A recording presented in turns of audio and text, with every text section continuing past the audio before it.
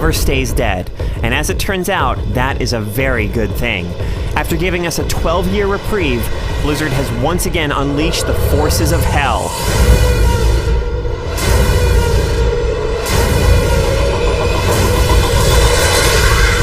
Diablo 3 doesn't take any chances. The experience it offers is familiar, but Blizzard has the recipe for crafting a habit-forming, loot-driven action RPG down to a science. And in Diablo 3, the results of that recipe are more exciting and more addictive than they've ever been. My family was butchered by Hellspawn. To witness such a thing is enough to leave your mind in ruins.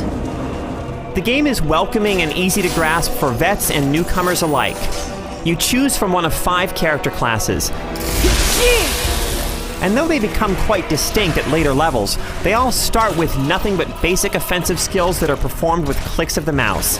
That may sound dull, but in fact the rate at which you acquire new skills is part of what makes Diablo 3 so hard to pull yourself away from.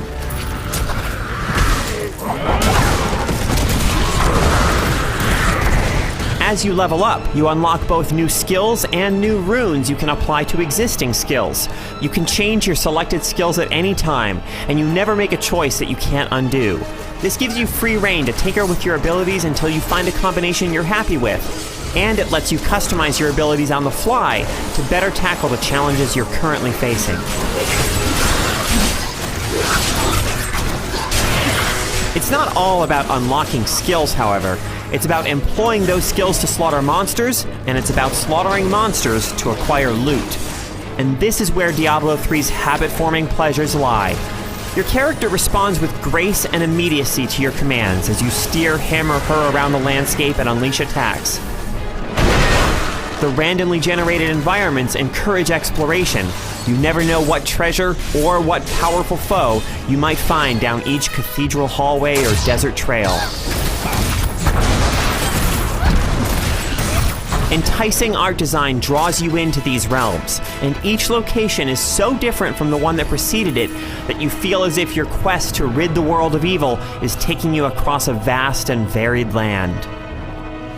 As diverse as these locations are, they all have one thing in common. They're crawling with monsters. In the early stages of your quest, most monsters fall to your attacks without putting up much of a fight. Your attacks look mighty and effective, which makes the simple act of unleashing them feel empowering. Without fail, you're rewarded for mowing down monsters with gold and gear. This is typical of the series and the genre, but it's handled here as well as it's ever been. You never feel like you're being showered with riches and items you haven't earned, nor that you're having to slog through too many foes to earn anything. Loot is doled out at a pace that makes your victories fulfilling and makes fighting the next group of foes lurking in the shadows ahead nigh irresistible. The way your rewards emerge into the world is rewarding in itself. Slay an elite monster, and coins and items pour onto the ground, making you feel like you've just won a jackpot in Vegas. Not enough hatred. Sometimes the gear is junk, but you never know when you're going to stumble on a weapon or piece of armor that's superior to your current equipment, making you more capable of facing the coming hordes. Even if something isn't worth using, it's often worth grabbing, either to sell or to have it salvaged by the blacksmith in town for materials that can be used to craft other items. The cycle of combat and loot and more combat is addictive, but without peril it would eventually become unfulfilling. Thankfully, the hosts of hell become increasingly dangerous over time.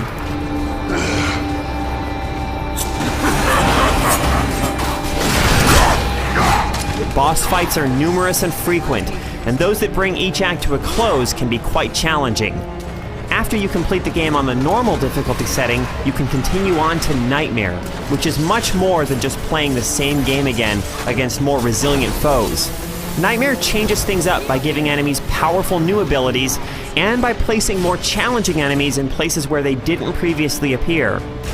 Whether you want a relatively easy, rewarding experience that you can pleasantly click your way through, or an incredibly stiff challenge, Diablo 3 has what you're looking for. And for that added element of risk, you can play in hardcore mode, where death is permanent. Each class has the offensive capabilities to take on the forces of darkness alone, and the 3 AI companions you can choose from offer a helping hand to solo adventurers. But joining with up to 3 other players makes for a far more interesting dynamic.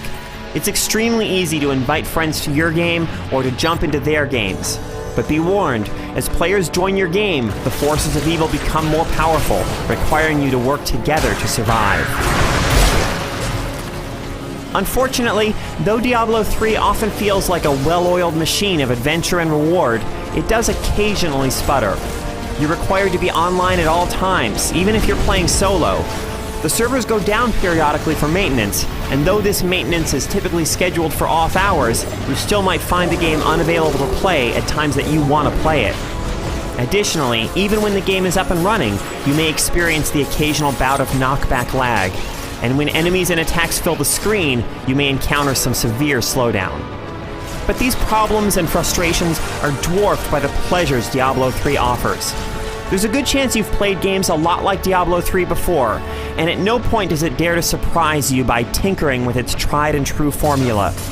But it creates such an enticing world and offers up such enjoyable abilities that it makes that formula feel fresh again. You may ultimately be victorious at vanquishing the forces of hell, but if their true mission is to give you a compelling reason to sacrifice sleep as you keep clicking your mouse into the wee hours of the night, then they have won a decisive victory. What is the purpose of this one?